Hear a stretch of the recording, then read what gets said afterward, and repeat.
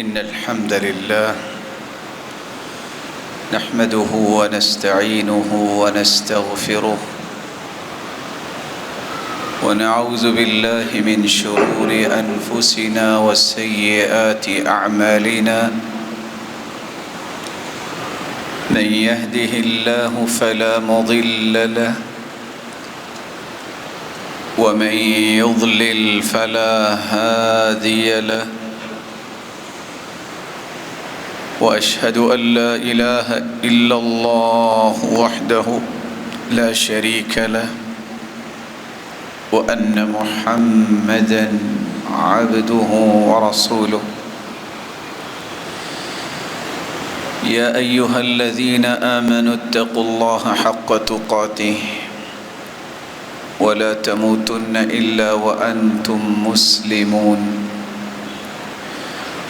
يا أيها الناس اتقوا ربكم الذي خلقكم من نفس واحدة وخلق منها زوجها وبث منهما رجالا كثيرا ونساء واتقوا الله الذي تساءلون به والأرحام إن الله كان عليكم رقيبا يا أيها الذين آمنوا اتقوا الله وقولوا قولا سديدا يصلح لكم أعمالكم ويغفر لكم ذنوبكم ومن يطع الله ورسوله فقد فاز فوزا عظيما أما بعد فأعوذ بالله من الشيطان الرجيم واذكروا إذ أنتم قليل مستضعفون في الأرض تخافون أن يتخطفكم الناس فآواكم وأيدكم بنصره ورزقكم من الطيبات لعلكم تشكرون بے پناہ احسان ہے اللہ ذوالجلال کا، جس نے ہمیں انسان بنایا، مسلمان بنایا، مومن بنایا اور ہماری رشد و ہدایت کے لیے نوشتہ ہدایت قرآن مجید کو نازل کیا، پھر اس کی روشنی میں تربیت اور تزکیہ کرنے کے لیے کائنات کی سب سے اعلیٰ ہستی محمد الرسول اللہ صلی اللہ علیہ وآلہ وسلم کو ہادی و مرشد بنا کے بھیجا، جس ہستی نے قرآن مجید کی روشنی میں تربیت کی اور جن شخصیات نے اس تربیت کو پسند کیا، اللہ ذوالجلال نے رہتی دنیا تک ان شخصیات کو مثالی رول ماڈل اور نمونہ بنایا، بلکہ ان کے ایمان کو تمام مومنوں کے لیے میزان، مقیاس اور معیار قرار دیا۔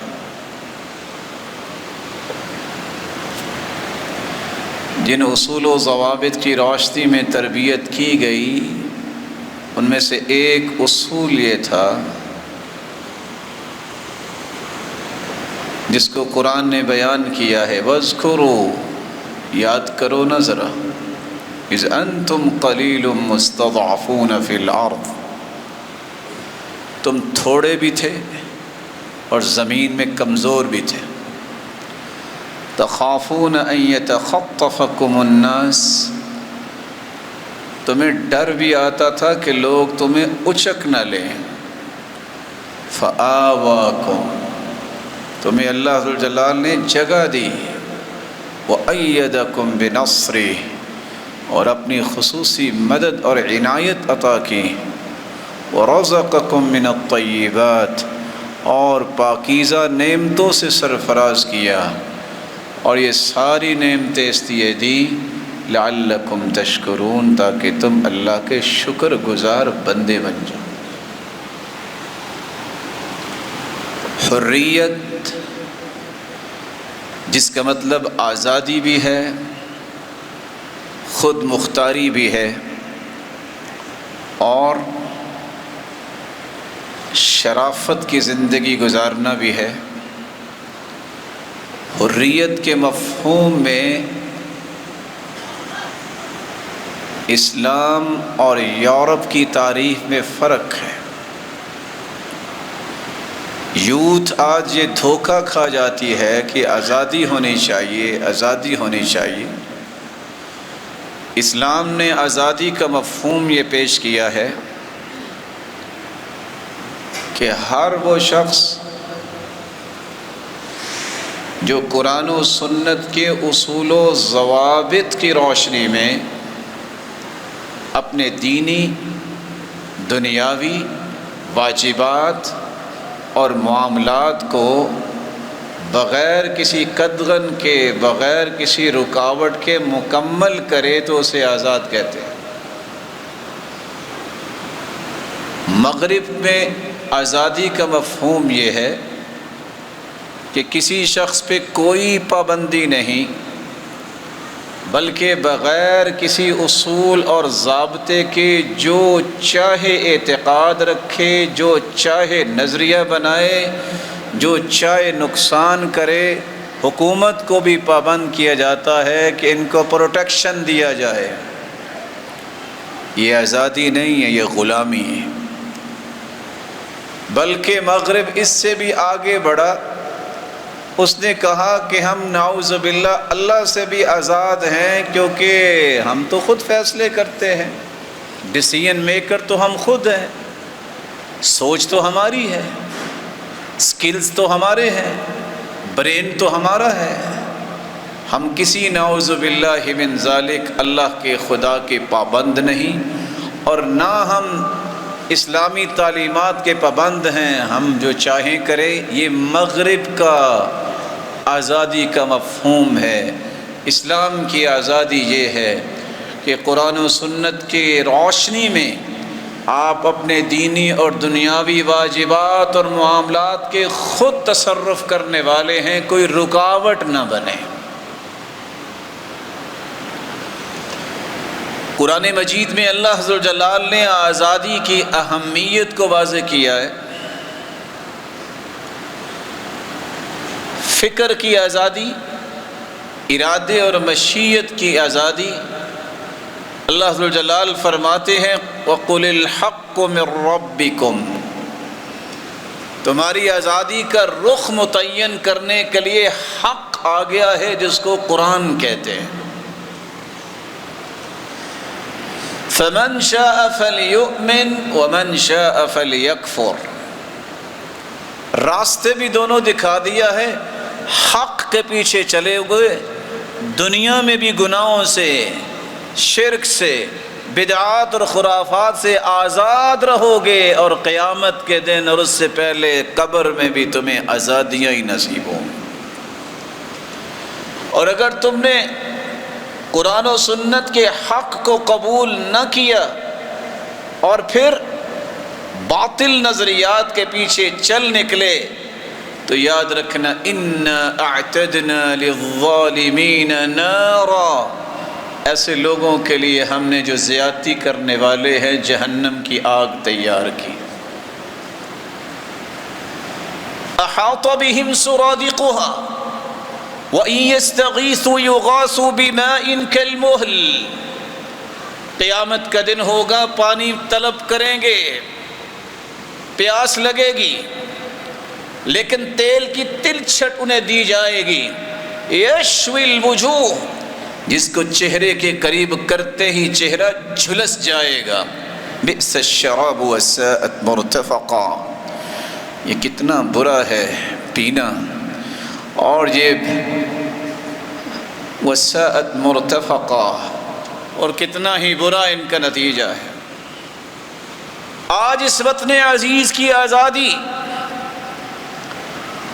اس کو اپریشیٹ کرنے والوں کی کچھ ذمہ داریاں ہیں، تقاضے ہیں، مقاصد ہیں، ممنوعات ہیں اور حقیقی آزادی کا تصور ہے۔ آج انہی نکات پر ہماری گفتگو ہوگی۔ اللہ تعالیٰ نے آزادی کو نعمت قرار دیا ہے۔ وَإِذْ نَجَّيْنَاكُمْ مِنْ آلِ فِرْعَوْنَ يَسُومُونَكُمْ سُوءَ الْعَذَابِ يُذَبِّحُونَ أَبْنَاءَكُمْ وَيَسْتَحْيُونَ نِسَاءَكُمْ۔ یاد کرو جب تمہیں فرعونیوں سے ہم نے نجات دی، آزادی عطا کی،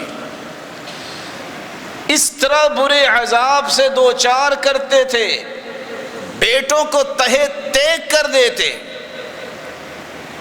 عورتوں کو زندہ رکھتے۔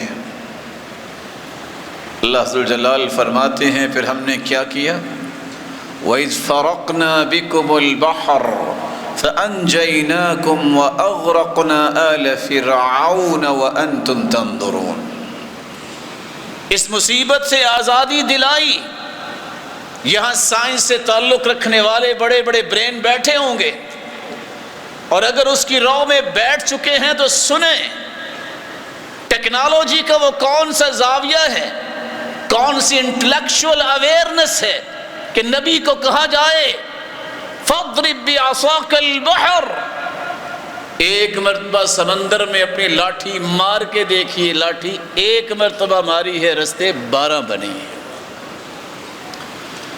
فرعون نے کہا اگر یہ ان رستوں سے گزر سکتے ہیں تو ہم کیوں نہیں گزر سکتے؟ اپنے لاؤ لشکر کو لے کے جو ہی سمندر میں پہنچا اور راستوں پہ خرامے چلنے لگا، ایک آرڈر آیا اللہ کی طرف سے پانی کو، اور پھر پوری قوم کو ملیا میٹ کر دیا۔ فرعون کو صرف مارا ہی نہیں، عبرت بنا دیا۔ وَالْيَوْمَ نُنَجِّيكَ بِبَدَنِكَ لِتَكُونَ لِمَنْ خَلْفَكَ آیَةً، اللہ نے اسے نشانی بنا دیا۔ لوگ دیکھ رہے تھے جو ڈر رہے تھے اگر فرعونی آ گئے تو کیا بنے گا، پھر دیکھ رہے تھے یہ تھا جو کہتا تھا انا ربکم الاعلی، میں تمہارا رب ہوں، یہ تھا وہ کہتا تھا ام انا خیر من هذا الذی هو مہین، لوگوں بتاؤ میں اچھا ہوں کہ مجھ سے اچھا ہے، نعوذ باللہ اس کو تو بات کرنی نہیں آتی۔ یہ تھا جو کہتا تھا وهذه الانہار تجری من تحتی فلا تبصرون، اور میرے گھر کے نیچے سے نہریں جاری ہیں، مجھے رب مانو۔ اللہ نے قیامت کی دیواروں تک اسے عبرت بنا دیا۔ رسول اللہ صلی اللہ علیہ وسلم جب مدینہ تشریف لے گئے تو دیکھا یہودی روزہ رکھتے ہیں، پوچھا کس چیز کا روزہ رکھتے ہو؟ کہا موسیٰ علیہ السلام کی قوم کو اللہ ذوالجلال نے آزادی دی تھی جس کی خوشی میں ہم روزہ رکھتے ہیں۔ تو اللہ کے رسول نے فرمایا نحن احق بموسیٰ منکم، وہ اللہ کے نبی ہیں، میں بھی نبی ہوں، اور نبی آپس میں بھائی ہوتے ہیں، میرا زیادہ حق ہے تو میں بھی روزہ رکھوں گا۔ اللہ کے رسول نے صحابہ کو بھی حکم دے دیا۔ آج کی آزادی منانے والے کو یہ پیغام دل میں ڈالنا چاہیے کہ جب خوشی ملتی ہے تو پھر اللہ کے سامنے گرتے ہیں جس نے خوشی عطا کی ہے، پھر اللہ ذوالجلال کے سامنے لنترانیاں نہیں کیا کرتے، بلکہ رسول اللہ صلی اللہ علیہ وسلم نے غلاموں کو آزاد کرانے پر اجر کثیر کی نوید سنائی ہے۔ ایما رجل اعتق امرأ مسلما استنقذ اللہ بكل عضو منه من النار، جو کسی مسلمان کو آزاد کرتا ہے، غلام ہے، اس کو غلامی سے چھٹکارا دلاتا ہے، اس کے جسم کے جتنے اعضاء آزاد ہوئے ہیں اللہ اتنے اعضاء اس آزاد کروانے والے کے جہنم سے آزاد کروا دے۔ بلکہ آپ صلی اللہ علیہ وآلہ وسلم نے صحابہ کو سمجھایا قرآن کی روشنی میں، اگر کسی سے غلطی سے قتل ہو جائے تو قرآن نے کیا کہا؟ وَمَا كَانَ لِمُؤْمِنٍ أَن يَقْتُلَ مُؤْمِنًا إِلَّا خَطَأً وَمَنْ قَتَلَ مُؤْمِنًا خَطَأً فَتَحْرِيرُ رَقَبَةٍ، اگر کسی سے غلطی سے قتل ہو جائے تو اس کا فدیہ کیا ہے؟ اسے غلام آزاد کرنا ہے۔ پھر اللہ ذو جلال نے فرمایا اگر تم قسم اٹھا بیٹھو، قسم کا کفارہ دینا ہے تو کیسے؟ فَكَفَّارَتُهُ إِطْعَامُ 10 مساکین، 10 مسکینوں کو کھانا کھلاؤ، مِنْ أَوْسَطِ مَا تُطْعِمُونَ أَهْلِيكُمْ أَوْ كِسْوَتُهُمْ، یا 10 لوگوں کو لباس پہناؤ، او تحریر رقبہ، یا غلام کو آزاد کرو۔ بلکہ اللہ ذو جلال نے فرمایا کوئی شخص اگر یہ کہہ دے اپنی بیوی کو کہ تم میری ماں ہو، زہار کر بیٹھے، تو زہار کا کفارہ کیا ہے؟ والذین یظاہرون من نسائہم ثم یعودون لما قالوا فتحریر رقبہ، اگر دوبارہ اسے بیوی بنانا چاہتا ہے تو اسے گردن آزاد کرنا ہوگی، یا تسلسل کے ساتھ 2 مہینے کے روزے رکھنے پڑیں گے، یا اسے 60 مسکینوں کو کھانا کھلانا ہے۔ بلکہ اللہ ذو جلال نے سورۃ التوبہ کی 60 نمبر آیت میں جہاں مصارف زکوٰۃ کا تذکرہ کیا ہے، وہاں ایک مصرف یہ ہے وَفِي الرِّقَابِ، گردنوں کو آزاد کرنے کے لیے بھی زکوٰۃ دی جا سکتی ہے۔ تو اسلام نے غلامی کے تصور کو پسند نہیں کیا، بلکہ بہت سارے راستے دیے کہ غلاموں کو آزاد کیا جائے۔ آج مغرب سے متاثر یہ نوجوان جن کے اندر محرومی ہے اللہ ذوالجلال کے دین کی، وہ اپنی زبان سے زہر اگلتے ہیں کہ یہ غلامی کا تصور اسلام نے کیا پیش کیا ہے۔ اسلام نے تو احسان کیا ہے، اگر دشمنوں کی طرح پکڑ کے مار دیے جاتے تو مٹی ہو جاتے، انہیں موقع دیا ہے، پھر انہیں آزاد کیا ہے، پھر انہیں موقع ملا ہے کہ اسلام کو قبول کریں، سمجھیں، عمل کریں۔ صرف دنیا میں آزادی نہیں، جہنم سے بھی آزاد ہونے کا ایک بہترین موقع اسلام نے دیا ہے۔ آزادی کے مقاصد ہر شخص کے ذہن میں ہونے چاہیے۔ 5 مقاصد ہیں جس کو ہمیں ہر وقت سامنے رکھنا چاہیے، اور یہی مقاصد شریعت ہے۔ اسلام یہ چاہتا ہے کہ 5 زاویوں پر کوئی قدغن نہ لگائے۔ سب سے پہلا زاویہ، ہر مسلمان کا حق ہے کہ اس کا دین محفوظ رہے، اس لیے دعوت کا حکم ہوا، جہاد کرنے کا حکم دیا گیا، جو بغاوت کرے گا اس کو کچلنے کا حکم دیا گیا، جو مرتد ہوگا اس کی گردن اڑانے کا حکم دیا گیا۔ لیکن یہ سارا کام حکومت کرے گی، کوئی انفرادی نہیں کرے گا۔ قانون کو اپنے ہاتھ میں لینا جرم ہے۔ اسی طرح اگر کوئی شخص بغاوت کرتا ہے تو اسے قتل بھی کیا جا سکتا ہے، جلا وطن بھی کیا جا سکتا ہے۔ یہ سزائیں اس لیے مقرر کی کہ دین کی حفاظت ہو جائے۔ وَقَاتِلُوهُمْ حَتَّى لَا تَكُونَ فِتْنَةٌ، اس وقت تک لڑائی کرو جب تک فتنہ ختم نہ ہو جائے۔ مَنْ بَدَّلَ دِينَهُ فَاقْتُلُوهُ، صحیح بخاری کی روایت ہے 3017، جو مسلمان ہے مرتد ہو جائے اسے اڑا دو۔ کون کرے گا؟ حکومت یہ کرے گی۔ رسول اللہ صلی اللہ علیہ وآلہ وسلم نے شریعت کا دوسرا مقصد بیان کیا ہے۔ جس طرح دین کی حفاظت ضروری ہے، انسان کی جان کی بھی حفاظت ہونی چاہیے، یہ آزاد ہے۔ جان کی حفاظت کے لیے قصاص کو مقرر کیا گیا۔ اگر کوئی کسی کو قتل کرے گا تو نتیجے میں کیا ہوگا؟ کتب علیکم القصاص، تم پر قصاص لکھا گیا ہے۔ اور یہ قصاص جو ہے کتب علیکم القصاص فی القتل، ساتھ ہی اللہ ذو الجلال فرماتے ہیں وَلَكُمْ فِي الْقِصَاصِ حَيَاةٌ يَا أُولِي الْأَلْبَابِ، عقل والو قصاص میں تو زندگی ہے۔ آج مغرب زدہ سوچتے ہیں ایک تو مر گیا، مرڈر ہو گیا، دوسرے کو بھی مار دیا تو زندگی کیسے؟ ہاں اس لیے یہ ٹیڑھی سوچ ہے۔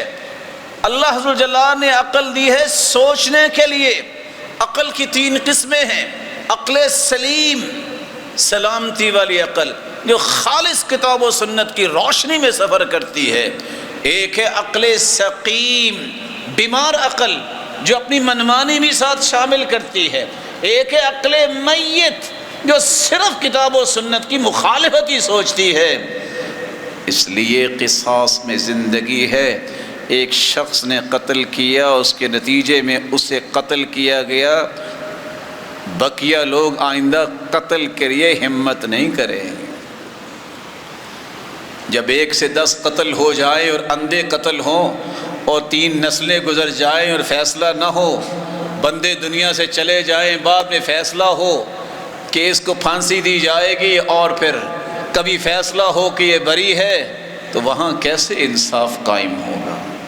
رسول اللہ صلی اللہ علیہ وآلہ وسلم نے، آپ صلی اللہ علیہ وآلہ وسلم کے زمانے میں جب ایک یہودی نے ایک لونڈی کے سر کو 2 پتھروں کے درمیان کچل کے مار دیا، صحیح بخاری کی روایت 2413، جب اس سے آخری وقت میں گواہی لی گئی، اس یہودی کو لا کے اسی طرح اس کے سر کو 2 پتھروں کے درمیان کچلا گیا۔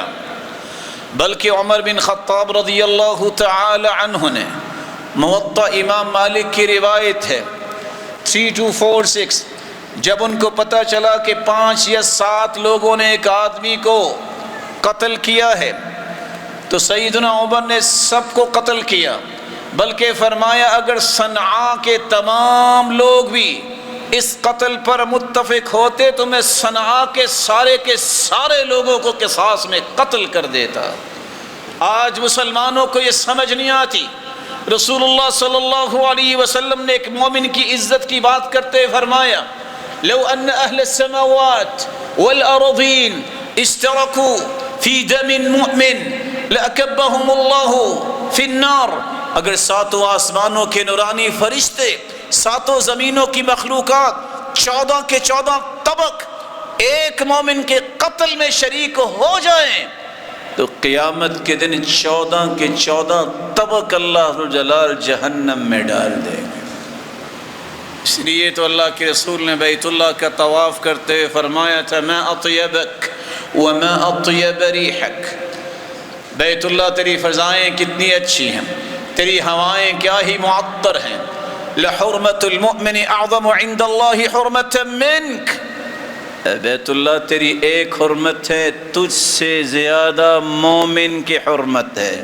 ان اللہ حرم منک واحدہ، اللہ نے تیری ایک حرمت بیان کی ہے، وحرم من المؤمن ثلاثا، اور مومن کی 3 حرمتیں ہیں، حرم دمہ ومالہ وعرضہ، مومن کو قتل کرنا بھی حرام، اس کی عزت کو پامال کرنا بھی حرام، اس کے مال کو لوٹنا بھی حرام۔ مومن کی 3 حرمتیں ہیں۔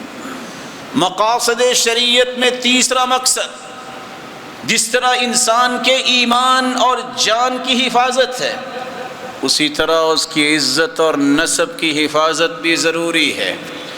اس لیے اگر کوئی شخص اس کے نسب کو خراب کرنا چاہتا ہے، کوئی بدکاری کا مرتکب ہوتا ہے، شادی شدہ تو رجم ہوتا ہے، اگر شادی شدہ نہیں تو 100 کوڑے لگا کے اسے جلا وطن کیا جاتا ہے، اور اگر کوئی انگلی ہی اٹھاتا ہے کسی کی عزت پہ اور 4 گواہ نہیں ہیں تو اس کو 80 کوڑے لگائے جائیں گے۔ والذین یرمون المحصنات ثم لم یأتوا بأربعة شہداء فاجلدوہم 80 جلدہ، 80 کوڑے لگاؤ جو کسی پہ بہتان لگاتا ہے۔ ولا تقبلوا لهم شہادة ابدا، اگر وہ توبہ نہیں کرتا تو آئندہ سے اس کی گواہی کنسیڈر نہیں ہوگی۔ وَأُولَئِكَ هُمُ الْفَاسِقُونَ، اور یہ فاسق کنسیڈر کیا جائے گا۔ اللہ ذو الجلال نے عزت کی حفاظت کے لیے، حسب و نسب کی حفاظت کے لیے بھی اس لیے قوانین جاری کیے۔ اس لیے آپ صلی اللہ علیہ وسلم نے فرمایا من وجدتموه يعمل عمل قوم لوط فاقتلوا الفاعل والمفعول به، اگر تم لوط علیہ السلام کی قوم کے اعمال کرتے کسی تو دیکھو تو دونوں کو قتل کر دو، جامع ترمذی کی روایت ہے۔ بلکہ فرمایا من قذف مملوکہ وهو بریء منہ، کوئی شخص اپنے غلام پر بھی تہمت لگاتا ہے اور غلام اس کا بری ہے، جلد له یوم القیامت حدا، سنن نبی داود کی روایت ہے قیامت کو اس بندے پر بھی مالک پہ حد جاری کی جائے گی.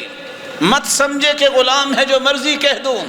عزت، نسب کی حفاظت یہ مقاصد شریعت ہے، اور یہی آزادی کا ایک مفہوم ہے کہ آپ کی عزت محفوظ ہونی چاہیے، آپ کا حسب و نسب محفوظ ہونا چاہیے. مغرب کہتا ہے نہیں، مغرب اپنے آباء و اجداد کے دین پہ ہے. کوئی 1 سے 10 دوست بنائے، انہیں کوئی پریشانی نہیں.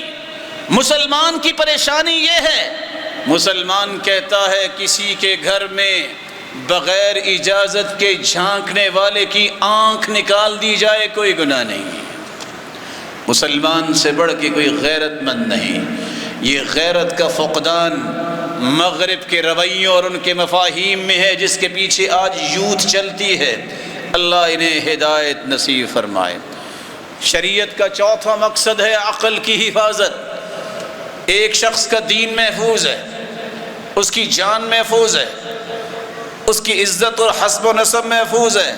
عقل ٹھیک ہوگی تو کوئی معاشرے میں کام کرے گا، اس کو بلڈ کرے گا، لوگوں کے لیے خیر خواہ بنے گا، دین سکھائے گا، بزنس کرے گا، اور لوگوں کے ساتھ کھڑا ہوگا، ان کے غم اور خوشی میں شریک ہوگا. اس لیے عقل کو زائل کرنے والی چیزوں کو اللہ نے حرام قرار دے دیا. آپ صلی اللہ علیہ وسلم نے فرمایا کل مسکر حرام، ہر نشہ آور چیز حرام ہے. وہ شراب ہو، وہ کوئی ٹیبلٹس ہوں، کوئی نئے نئے نام آ جائیں، سب حرام ہے. بلکہ آپ صلی اللہ علیہ وسلم نے، صحیح بخاری ہے 6773، کہ جب ایک شخص کے بارے میں پتہ چلا کہ اس شخص نے شراب پی ہے تو آپ نے 40 کوڑے لگائے. آپ صلی اللہ علیہ وآلہ وسلم نے یہ حکم دیا جو شراب پیے اسے 40 کوڑے لگاؤ. دوسری مرتبہ 40، تیسری مرتبہ 40، اور جامع ترمذی کی روایت ہے 1444، اگر کوئی شخص من شرب الخمر فاجلدوا فإن عاد في الرابعة فاقتلوا، اگر چوتھی مرتبہ بھی شراب نہیں چھوڑتا، شرابی ہے، دھت رہتا ہے، تو حکومت کو یہ اختیار حاصل ہے فاقتلوا کہ اسے قتل کر دے. اور یہ یاد رہنا چاہیے رسول اللہ صلی اللہ علیہ وسلم نے فرمایا من شرب الخمر كأسا لم تقبل له صلاة 40 لیلہ، ایک گلاس شراب پینے والے کی 40 دن عبادت قبول نہیں ہوتی. اگر اسی حالت میں اسے موت آ گئی تو فطرت اسلام کی موت نہیں ہوگی. قیامت کے دن اسے جہنمیوں کی پیپ اور خون اور غلاظت پلائی جائے گی. اللہ ذو الجلال مسلمانوں کو محفوظ فرما. مقاصد شریعت میں 5واں مقصد یہ ہے کہ ایک مومن، اس کا دین محفوظ ہونا چاہیے تو جان بھی محفوظ ہونی چاہیے، عزت اور حسب و نسب بھی محفوظ ہونا چاہیے، اور اس کی عقل بھی محفوظ ہونی چاہیے، پھر اس کا مال بھی محفوظ ہونا چاہیے. خون پسینے کی قیمت ہے اس کی، کوئی اس کو لوٹے نہیں، کوئی دھوکہ اور فراڈ نہ کرے. اس لیے آپ صلی اللہ علیہ وآلہ وسلم قرآن مجید کی روشنی میں فرماتے ہیں، قرآن کا حکم ہے والسارق والسارقۃ فاقطعوا ایدیہما، چور مرد ہو یا عورت اس کا ہاتھ کاٹ دو. کون کاٹے گا؟ یہ حکومت کی ذمہ داری ہے. تقطع الید فی ربع دینار فصاعدا، صحیح بخاری کی روایت ہے 6789، اگر ربع دینار کا چوتھا حصہ بھی کسی نے چوری کیا ہے، اس کے بدلے میں اس کا ہاتھ کاٹا جائے گا. اعشاری نظام کے مطابق 4 ماہ سے اور 4 رتی 4.374 گرام کے برابر ربع دینار بنتا ہے. اگر کوئی اتنا چرا لے یا اس کے مطابق اتنے پیسے چرا لے، اس کا ہاتھ کاٹ دیا جائے گا. اس لیے فرمایا لعن اللہ السارق یسرق البیضہ فتقطع یدہ، لعنت ہو چور پر جو انڈا چراتا ہے اور اس کا ہاتھ کٹ جاتا ہے. وَلَعَنَ اللَّهُ السَّارِقَ یسرق الحبل فتقطع یدہ، کہ جو رسی چراتا ہے اور اس کا ہاتھ کاٹ دیا جاتا ہے، البیض انڈے کو بھی کہتے ہیں، اور وہ خول جو جنگ میں پہنا جاتا ہے حفاظت کے لیے اس کو بھی، رسی الحبل اس آہنی تار کو بھی کہا جاتا ہے جس کے ساتھ کشتیوں کو سمندر کے کنارے پہ باندھا جاتا ہے۔ ابتدا پہلے پڑوسیوں کے گھر سے انڈا اٹھانے میں ہی ہوتی ہے، والدین توجہ نہیں دیتے، کرتے کرتے پھر وہ بڑی چوریاں کرتا ہے۔ ابتدا کسی کے گھر سے رسی اٹھائی، اس سے ہی ہوتی ہے، پھر کرتے کرتے وہ بڑی چوریوں کی طرف چلا جاتا ہے۔ اللہ کے رسول نے فرمایا لعنت ہے اس پر۔ آج مغرب زدہ یہ کہتے ہیں کہ ہم اگر یہ تعزیریں اور یہ حدود نافذ کر دیں تو سارے لوگ ٹنڈے کر لیں، تو ٹھیک ہے، دو ہی راستے ہیں، یا چوری چکاری کو قبول کر لو یا پھر اسلام کی عظمت کو اختیار کرتے ہوئے معاشرے کے اندر ہر شخص کے مال کی حفاظت کو ممکن بنا لو۔ آزادی کا تقاضا کیا ہے؟ سب سے پہلا تقاضا یہ ہے، جس رب نے آزادی عطا کی ہے کہ آج اس وطن عزیز کے اندر ہم توحید و سنت کا پرچار کرتے ہیں، نماز روزہ اور صوم و صلات کی پابندی کرتے ہیں، کوئی رکاوٹ نہیں ہے، اپنی زندگی اس کی بود و باش کو قرآن و سنت کی روشنی میں مرتب اور مزین کرتے ہیں، زاویے سیدھے کرتے ہیں، کوئی رکاوٹ نہیں۔ سب سے پہلا تقاضا یہ ہے کہ اللہ ذوالجلال کا شکر ادا کیا جائے، کیونکہ آپ صلی اللہ علیہ وسلم کا طریقہ یہ تھا۔ سنن نبی داؤد کی روایت ہے 2774، كان اذا اتاه امر يسر به خر ساجدا للہ، جب بھی اللہ ذوالجلال کے پیغمبر کو خوشی ملتی تو وہ اللہ کے سامنے سجدہ ریز ہو جاتے۔ وہ یہ اعلان نہیں کرتے کہ آج فلاں دکان پہ قوالی ہوگی، اللہ سے ڈر جائیں، ذلت کی راہیں چھوڑ دے، چند ٹکوں کے پیچھے علماء کو بلا کے افتتاح کروا کے قوالیاں کروانے والے اللہ سے ڈر جائیں۔ اللہ کے رسول کا طریقہ تھا سجدہ کرنا، قوالیاں نہیں، گانے نہیں۔ یہ شکر ہے کہ اللہ ذوالجلال نے خوشی دی ہے، اس کے سامنے سجدہ ریز ہونا۔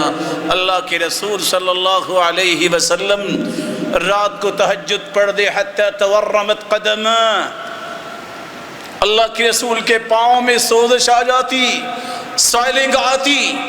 سیدہ عائشہ پوچھتی ہیں وَقَدْ غَفَرَ اللَّهُ لَكَ مَا تَقَدَّمَ مِن ذَنبِكَ وَمَا تَأَخَّرَ، اللہ کے پیارے پیغمبر آپ کو تو اللہ نے بخشا ہوا ہے، آپ اتنا قیام کیوں کرتے ہیں؟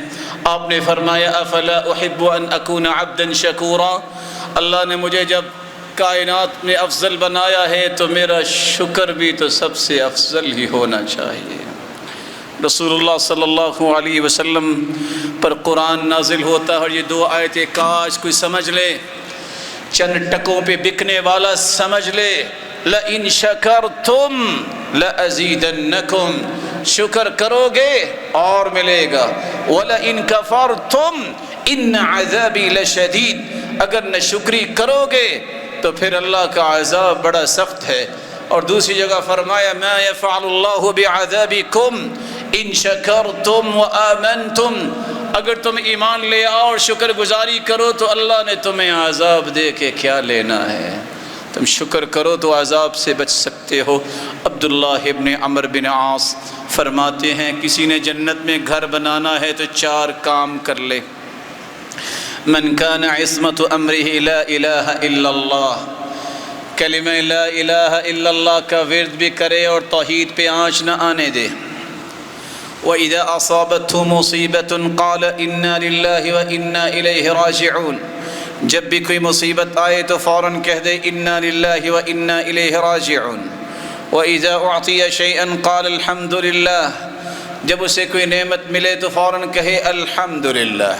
وَإِذَا أَذْنَبَ ذَنبًا قَالَ أَسْتَغْفِرُ اللَّهِ، جب اس سے غلطی کوتاہی ہو جائے تو فوراً کہہ دے استغفر اللہ، گناہ پہ استغفر اللہ، خوشی پہ الحمدللہ، غم اور دکھ پہ انا للہ و انا الیہ راجعون، اور ہر وقت توحید پہ پختہ رہے، یہ جنت میں اپنا گھر بنا لے گا۔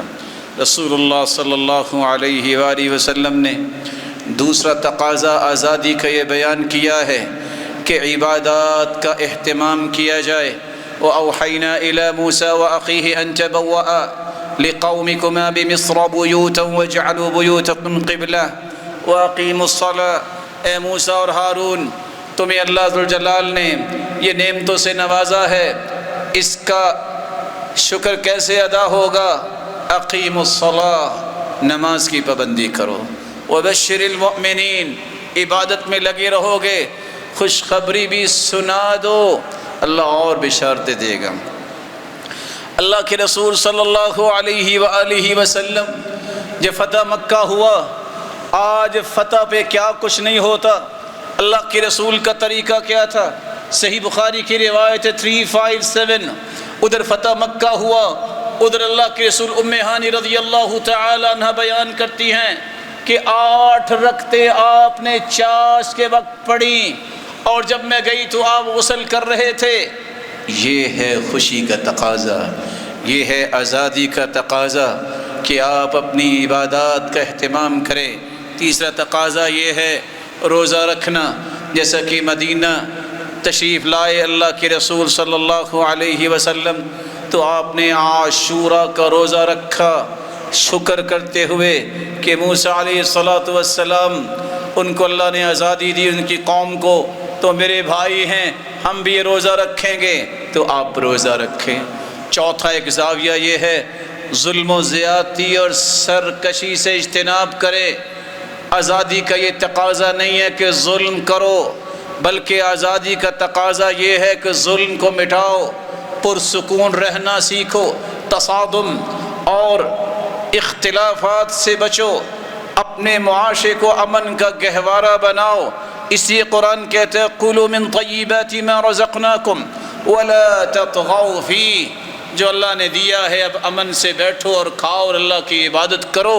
وَلَا تَطْغَوْا فِیہ، اس میں طغیانی کا شکار نہ ہو جاؤ۔ رسول اللہ صلی اللہ علیہ وآلہ وسلم پر قرآن نازل ہوا، بنی اسرائیل کو کہا جاؤ دروازوں میں داخل ہو جاؤ، وَقُولُوا حِطَّةٌ، اور کہنا یا اللہ ہمیں معاف کر دے۔ بگڑی ہوئی قوم کے اندازے دیکھیے، دروازوں میں داخل ہوئے تو کہتے ہیں حنطہ، ہمیں تو گندم چاہیے۔ رسول اللہ صلی اللہ علیہ وآلہ وسلم کے صحابی بیان کرتے ہیں ان کو حکم یہ تھا کہ وہ اپنے گناہوں کی بخشش طلب کریں، لیکن وہ سرینوں کے بل گھسٹتے ہوئے داخل ہوئے اور انہوں نے حطہ، بخشنے کی بات نہیں کی، بلکہ حبۃ فی شعر، یا اللہ ہمیں تو کھانے پینے کی چیز دے۔ اللہ ذوالجلال نے اسی لیے ان کو ایسے عذاب مبتلا کیا، یتیہون فی الارض، زمین میں 40 سال دھکے کھاتے رہے، سمجھ ہی نہیں آتی تھی کرنا کیا ہے۔ 7واں تقاضا یہ ہے کہ انسان کو اللہ ذوالجلال کی نعمتوں کی حفاظت کرنی چاہیے۔ رسول اللہ صلی اللہ علیہ وآلہ وسلم نے امت کو سمجھایا نعمتوں کی حفاظت اس وقت تک ممکن نہیں جب تک نعمت کی نسبت اللہ کی طرف نہ کی جائے، اسی کا شکر ادا نہ کیا جائے، اور دعا کرنی چاہیے کہ اللہم انی اعوذ بک من زوال نعمتک وتحول عافیتک وفجاءت نقمتک وجمیع سخطک۔ یا اللہ جو تو نے نعمت دے رکھی ہے اس کو زائل نہ کرنا، اے اللہ جو صحت عطا کی ہے اس کو بیماری کی طرف نہ لے جانا، اے اللہ اچانک سے کوئی آزمائش نہ آئے، اے اللہ ہر قسم کی ناراضگی سے مجھے محفوظ رکھنا۔ لیکن آج کا مسلمان ان 7 تقاضوں کو چھوڑ کر 7 قسم کے کاموں میں لگ چکا، جس کے لیے میں پیغام چھوڑنا چاہتا ہوں۔ راہ گزرنے والوں کو پریشان کرنا یہ آزادی کا تقاضا نہیں ہے، بلکہ حدیث میں آتا ہے، سلسلہ صحیحہ کی روایت ہے 2294، من آذى المسلمین فی طرقهم وجبت علیہم لعنتهم، جو مسلمانوں کے راستوں میں پریشانی کا باعث بنتا ہے مسلمانوں کی، ان پر تو ان کی لعنت واجب ہے۔ جہاد سے واپس آ رہے تھے، صحابہ نے پڑاؤ ڈالا، فرمایا تم جہاد کر کے آئے ہو، رستہ روکے بیٹھے ہو، جس نے رستہ روکا اس کا جہاد بھی نہیں ہے۔ راستوں میں مسلمانوں کو تکلیف دینے سے بچنا چاہیے۔ رسول اللہ صلی اللہ علیہ وآلہ وسلم نے اس لیے فرمایا تھا ایاکم وَأَذَى الْمُؤْمِنِ، مومن کو تکلیف دینے سے بچو، فَإِنَّ اللَّهَ يَحُوطُهُ وَيَغْضَبُ لَهُ، اللہ تعالیٰ اس کی نگہبانی بھی کرتا ہے، اور جو مومن کو تکلیف دیتا ہے اللہ غضبناک بھی ہوتا ہے۔ بلکہ آپ نے فرمایا رستوں کے حق ادا کیا کرو۔ صحابہ نے پوچھا اللہ کے رسول رستے کا حق کیا ہے؟ آپ نے فرمایا رستے کا حق ہے نظر جھکا کے چلو، سلام کہا کرو، نیکی کا حکم کیا کرو، اور برائی سے منع کیا کرو۔ آپ صلی اللہ علیہ وآلہ وسلم نے ایک دوسری چیز سے منع کیا جس میں آج امت پڑ گئی ہے، یہ گانے بجانا، یہ سیٹیاں بجانا، یہ تالیاں بجانا۔ نہیں میرے بھائی، قرآن مجید میں اللہ ذو الجلال فرماتے ہیں وَمِنَ النَّاسِ مَن يَشْتَرِي لَهْوَ الْحَدِيثِ لِيُضِلَّ عَن سَبِيلِ اللَّهِ، لوگوں میں سے جو لہو الحدیث خریدتے ہیں تاکہ لوگوں کو اللہ کی راہ سے گمراہ کر دیں۔ عبداللہ ابن مسعود قسم اٹھاتے ہیں واللہ الذی لا الہ الا ہو، اللہ کی قسم لہو الحدیث سے مراد گانا ہے، اور 3 مرتبہ فرمایا۔ پھر مشرکوں کا طریقہ بیان کیا ہے قرآن نے وَمَا كَانَ صَلَاتُهُمْ عِنْدَ الْبَيْتِ إِلَّا مُكَاءً وَتَصْدِيَةً وَمَا كَانَ صَلَاتُهُمْ، مومن تو مسجدوں کے جا کے نماز پڑھتے ہیں، لیکن وہ لوگ جا کے تالیاں بجاتے ہیں اور سیٹیاں بجاتے ہیں۔ بلکہ رسول اللہ صلی اللہ علیہ وسلم نے فرمایا لا تدخل الملائکة بیتا فیہ جل ولا جرس، سنن النسائی کی روایت 5222، جس گھر میں چھوٹی گھنٹی یا بڑی گھنٹی ہو وہاں رحمت کا فرشتہ داخل نہیں ہوتا۔ یہ ہمارے کام نہیں ہے، اللہ کے رسول نے ان سے منع فرمایا لا تصحب الملائکۃ رفقہ فیہا کلب، جس لشکر کے ساتھ کتا ہو وہاں رحمت کا فرشتہ نہیں آتا۔ ادب المفرد کی روایت 530، سیدہ عائشہ رضی اللہ تعالی عنہا نے دیکھا اپنی بھانجیوں کے گھر کے پاس ایک ایسے شخص کو جو کچھ الفاظ بول رہا تھا گانے کی طرح، وَيُحَرِّكُ رَأْسَهُ طَرَبًا، اور اپنے سر کو بھی حرکت دے رہا تھا، وَكَانَ ذَا شَعْرٍ كَثِيرٍ، اور اس کے بال بھی بڑے بڑے تھے۔ تو سیدہ عائشہ دیکھ کے کہتی ہے اوف شیطان اخرجو اخرجو اخرجو، شیطان، اور یہاں نکالو اسے، نکالو اسے نکالو۔ 3 مرتبہ سیدہ عائشہ رضی اللہ تعالی عنہ نے فرمایا، سلسلہ صحیحہ کی روایت ہے، اللہ کے رسول صلی اللہ علیہ وسلم نے فرمایا لَيَكُونَنَّ مِنْ أُمَّتِ أَقْوَامٍ يَسْتَحِلُّونَ الْحِرَ وَالْحَرِيرَ وَالْخَمْرَ وَالْمَعَازِفِ، ان قریب میری امت کے ایسے لوگ آئیں گے جو ریشم کو حلال کہیں گے، زنا کو حلال کہیں گے، شراب کو حلال کہیں گے، والمعازف، اور آلات موسیقی اور سازوں کو حلال کہیں گے، وَلَيَنزِلَنَّ أَقْوَامٌ إِلَى جَنْبِ عَلَمٍ يَرُوحُ عَلَيْهِمْ بِسَارِحَةٍ لَهُمْ، ایک وقت آئے گا 2 پہاڑوں کے درمیان دامن میں وہ لہو و لعب میں مشغول ہوں گے۔ ایک فقیر آئے گا کہ مجھے بھی کچھ دے دو، کہیں گے جاؤ صبح آنا۔ یہ گمنڈ اور یہ غرور اور یہ تکبر اور اپنے نشے میں دھت جب صبح آئے گا، وَيَدَعُ الْعَلَمَ وَيَمْسَهُ آخَرِينَ قِرَدَةً وَخَنَازِيرَ، جب صبح آ کے دیکھے گا کچھ کو اللہ نے خنزیر بنا دیا ہوگا، کچھ کو بندر بنا دیا ہوگا۔ تیسری بات جس سے خوشی کے موقع پہ بچنا چاہیے، بے پردگی اور مخلوط ماحول سے بچیے۔ رسول اللہ صلی اللہ علیہ وسلم نے فرمایا المرأة عورہ، عورت پردے کا نام ہے۔ فَإِذَا خَرَجَتْ مِن بَيْتِهَا اسْتَشْرَفَهَا الشَّيْطَانُ، جب وہ گھر سے نکلتی ہے تو اسے ورغلانے کے لیے شیطان بھی ساتھ ہوتا ہے۔ وَأَقْرَبُ مَا تَكُونُ الْمَرْأَةُ مِن رَحْمَةِ رَبِّهَا إِذَا كَانَتْ فِي قَعْرِ بَيْتِهَا، سب سے قریب اللہ ذو الجلال کے اس وقت عورت ہوتی ہے جب وہ اپنے گھر میں ہوتی ہے۔ رسول اللہ صلی اللہ علیہ وآلہ وسلم نے اس لیے فرمایا دو قسم کے لوگ جہنمی ہیں، صحیح مسلم کی روایت ہے، لیکن میں نے نہیں دیکھے۔ ایک وہ لوگ جن کے ہاتھوں میں لاٹھیاں ہیں، جیسے گائے کی دم ہوتی ہے، لوگوں پہ ظلم کرتے ہیں، اور دوسری وہ عورتیں جنہوں نے لباس تو پہنا ہے مائلات ممیلات، اور لوگوں کی طرف وہ مائل ہوتی ہیں، لوگ ان کی طرف مائل ہوتے ہیں، لباس کے باوجود عریاں نظر آتی ہیں۔ رؤوسہن کاسنمۃ البخت المائلہ، ان کے سروں پہ جوڑے ہیں جیسے بختی اونٹ کی کوہان اٹھی ہوتی ہے۔ لا يدخلن الجنہ، یہ عورتیں جنت میں نہیں جائیں گی۔ ولا یجدن ریحها، یہ جنت کی خوشبو بھی نہیں پائیں گی۔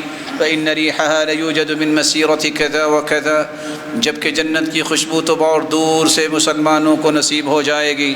رسول اللہ صلی اللہ علیہ وسلم نے فرمایا لَأَن يُطْعَنَ فِي رَأْسِ رَجُلٍ بِمِخْيَطٍ مِّنْ حَدِيدٍ خَيْرٌ لَهُ مِنْ أَن يَمَسَّ امْرَأَةً لَا تَحِلُّ لَهُ، کسی کے سر پہ کیل ٹھونک دیا جائے یہ زیادہ اچھا ہے کہ وہ کسی غیر محرم کو چھوتا ہے، اس کے سر پہ ہاتھ رکھتا ہے۔ رسول اللہ صلی اللہ علیہ وآلہ وسلم نے یہ بھی فرمایا فضول خرچی نہیں کرنی چاہیے خوشی کے موقع پہ۔ قرآن کہتا ہے کُلُوا واشربوا ولا تسرفوا، کھاؤ اور پیو لیکن اسراف نہ کرو۔ ان المبذرین كانوا اخوان الشیاطین، فضول خرچ شیطان کے بھائی ہیں۔ بلکہ آپ نے فرمایا جو لوگ گمانڈ اور غرور اور تکبر اور ریاکاری کے لیے طرح طرح کے کھانے، طرح طرح کے لباس، طرح طرح کے مشروبات لے بیٹھتے ہیں، یہ لوگ ہیں فَأُولَئِكَ شِرَارُ أُمَّتِي، یہ میری امت کے بدترین لوگ ہیں۔ رسول اللہ صلی اللہ علیہ وسلم نے اس بات سے جب منع کر دیا ہے کہ شراب کے قریب نہیں جانا، بلکہ فرمایا تو خوشی کے موقع پہ شراب کی محفلیں گرم کرنا یا وہاں جانا بھی کسی مومن کے لیے جائز نہیں۔ الخمر ام الخبائث، شراب یہ تمام خباثتوں کی جڑ ہے۔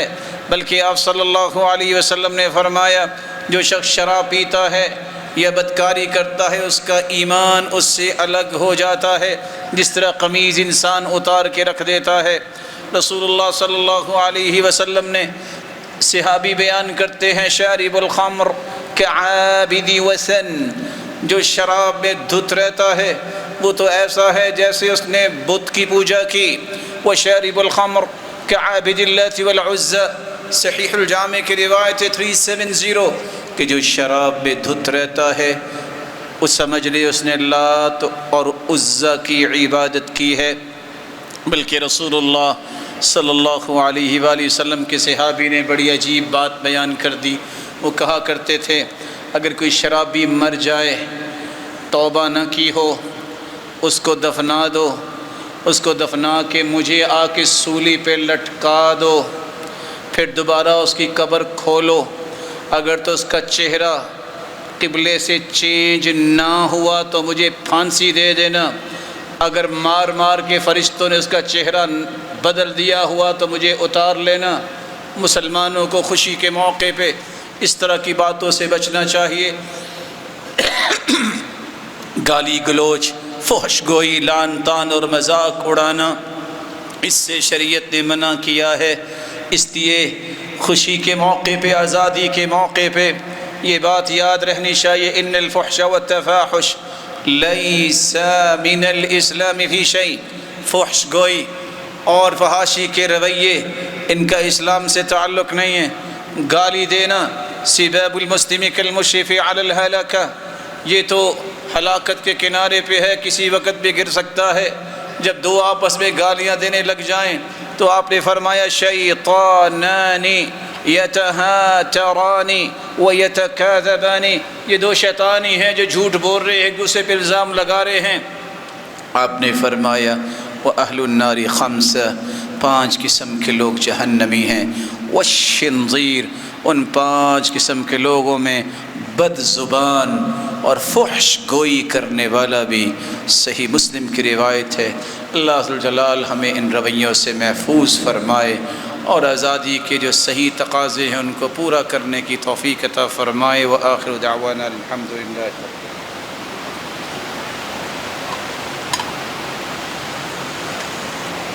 الحمدللہ علی احسانہ والشکر له علی توفیقہ وامتنانہ، اما بعد۔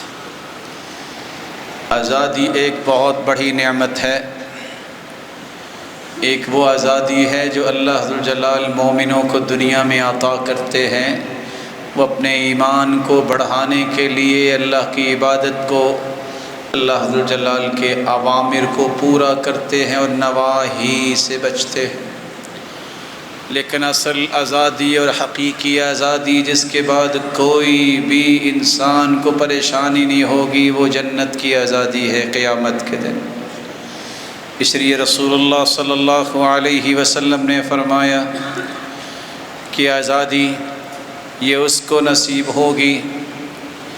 آپ صلی اللہ علیہ وآلہ وسلم نے فرمایا جو لا الہ الا اللہ کہہ دیتا ہے، ایسا شخص حرم علی النار من قال لا الہ الا اللہ یبتغی بذلک وجہ اللہ، اسے قیامت کے دن جہنم سے آزاد کر دیا جائے گا جو اللہ کی رضا کے لیے توحید کو اختیار کرتا ہے۔ جیسا کہ صحیح بخاری کی روایت ہے 4-5۔ اصل آزادی یہ ہے اس انسان کو نصیب ہوگی۔ لا یلج النار رجل بکا من خشیت اللہ، جامع ترمذی کی روایت ہے 1633، جو اللہ کے خوف سے رو پڑے اللہ اسے جہنم سے آزاد کر دیں گے۔ تیسری آزادی کا طریقہ جو حقیقی آزادی ہے، جامع ترمذی کی روایت ہے، جو 40 دن تکبیر اولیٰ کے ساتھ نماز پڑھتا ہے اللہ ذوالجلال اسے جہنم سے آزاد کر دیں گے۔ چوتھا طریقہ لن یلج النار احد صلی قبل طلوع الشمس وقبل غروبها، صحیح مسلم کی روایت ہے 634، جو صبح کی نماز اور عصر کی نماز کی پابندی کرتا ہے اس کو آزادی کہ اللہ اسے جہنم میں داخل ہی نہیں کریں گے۔ پانچواں طریقہ یہ ہے جو شخص 4 رکعتیں ظہر سے پہلے اور 4 رکعتیں ظہر کے بعد پڑھ لیتا ہے حرمہ اللہ علی النار، اللہ اسے بھی جہنم سے آزاد کریں گے، آگ پر حرام قرار دے دیں گے۔ چھٹا طریقہ یہ ہے الا اخبرکم بمن یحرم علی النار او بمن تحرم علیہ النار، کوئی ہے جو یہ چاہے کہ آگ مجھ پہ حرام ہو جائے، میں آگ پہ حرام ہو جاؤں، آزادیاں ہی آزادیاں، تو اسے چاہیے کہ اپنے اخلاق کو اچھا کر لے۔ حقیقی آزادی کا 7واں طریقہ جس کو اللہ ذوالجلال نے 2 بیٹیاں دی ہیں یا 3 بیٹیاں، اچھی پرورش کرتا ہے، کھلاتا پلاتا پڑھاتا ہے، پہناتا ہے اور اچھی جگہ پہ شادی کرتا ہے، قیامت کے دن یہ جہنم کے سامنے دیوار بن جائیں گی اور انسان کو جہنم سے آزادی مل جائے گی۔ 8واں طریقہ من رد عن عرض اخیہ رد اللہ عن وجہ النار یوم القیامہ، آج کسی مسلمان کے سامنے اگر کسی مسلمان بھائی کی غیبت ہو اسے روک دے، جس طرح اس نے روکا ہے اللہ اس کے چہرے کو جہنم سے آزاد کر دے گا۔ 9واں طریقہ سلسلہ صحیحہ کی روایت ہے 2219، من اغبرت قدمہ فی سبیل اللہ حرمہ اللہ علی النار، اللہ کی راہ میں نکلنے والے جن کے قدموں پہ گرد و غبار پڑی ہے ان پہ جہنم کی آگ نہیں آئے گی۔ اتنی بات سنی صحابہ نے فوسب الناس عن دوابہم، سب صحابہ نے سواریوں سے چھلانگیں لگا دی۔ فما رأینا یوما اکثر ماشیا منہ، اللہ کی راہ میں نکلے تھے سارے پیدل چلنا شروع ہو گئے۔ اور دوسری روایت اللہ کے رسول نے فرمایا جتنی گرد و غبار انسان پہ پڑتی ہے اللہ کی راہ میں نکلنے سے اتنی قیامت کے دن اسے کستوری نصیب ہو جائے گی۔ 10واں طریقہ جس سے حقیقی آزادی ملتی ہے، اللہ کے رسول کا فرمان ہے، صحیح الجامع کی روایت ہے 6275، جو بندہ 3 مرتبہ کہہ دیتا ہے اللہم اجرنی من النار، اللہم اجرنی من النار، اللہم اجرنی من النار، یا اللہ مجھے جہنم سے بچا، یا اللہ مجھے جہنم سے بچا، یا اللہ مجھے جہنم سے بچا۔ جہنم بول کے کہتی ہے اے اللہ اس کو میرے پاس نہ لانا۔ جو 3 مرتبہ یہ کہہ دے اللہم ادخلنی الجنہ، اللہ اللہم ادخل الجنہ، جو 3 مرتبہ اللہ سے جنت طلب کرتا ہے، جنت بول کے کہتی ہے اللہم ادخلہ الجنہ، یا اللہ اس کو جنت میں لے آ۔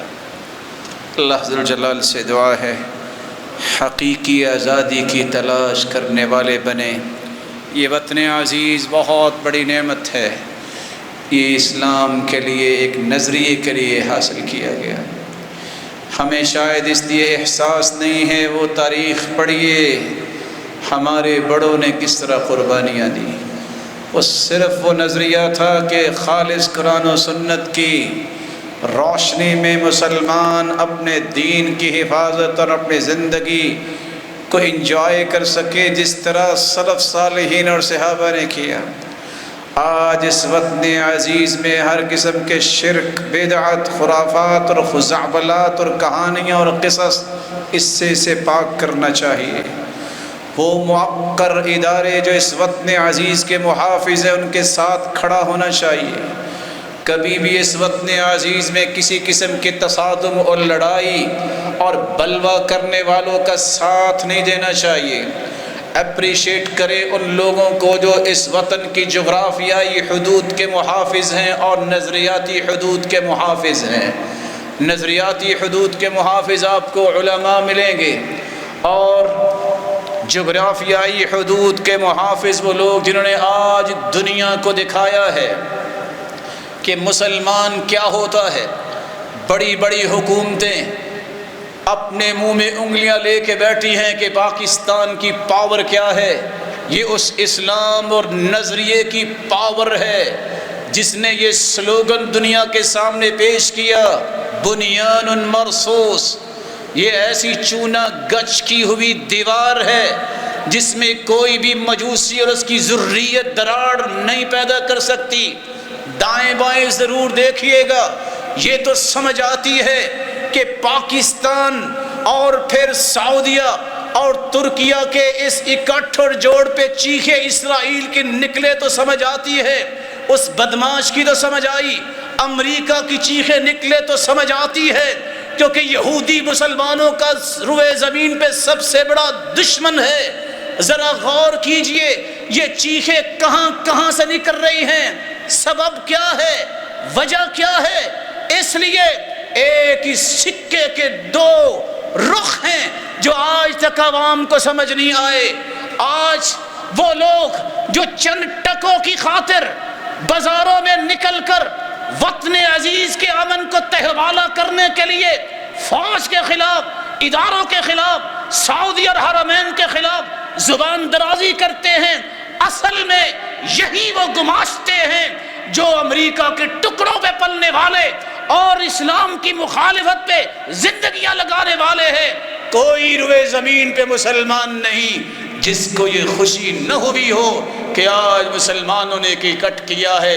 اللہ باقی بھی مسلمانوں کو اکٹھا ہو کر، اگر نیٹو کا بلاک بن سکتا ہے تو مسلمانوں کا بلاک کیوں نہیں بن سکتا؟ اس راز کو سمجھیے اور اپنے وطن عزیز کے اوپر زبان کھولنے والوں کا محاسبہ کیجئے۔ ہم اداروں سے بھی درخواست کرتے ہیں، یہ زبانیں وہ یاد دلاتی ہیں جب اللہ کے رسول نے پتھر پہ کدال ماری ٹوٹ نہیں رہا تھا تو اللہ کے رسول مسکرا دیے، فرمایا کیسر و کسریٰ کے محلات نظر آ رہے ہیں۔ صحابہ بھی خوش ہو گئے کیونکہ پوری کائنات کی صداقت اکٹھی ہو جائے، محمد مصطفیٰ کی ایک بات کا مقابلہ نہیں کر سکتی۔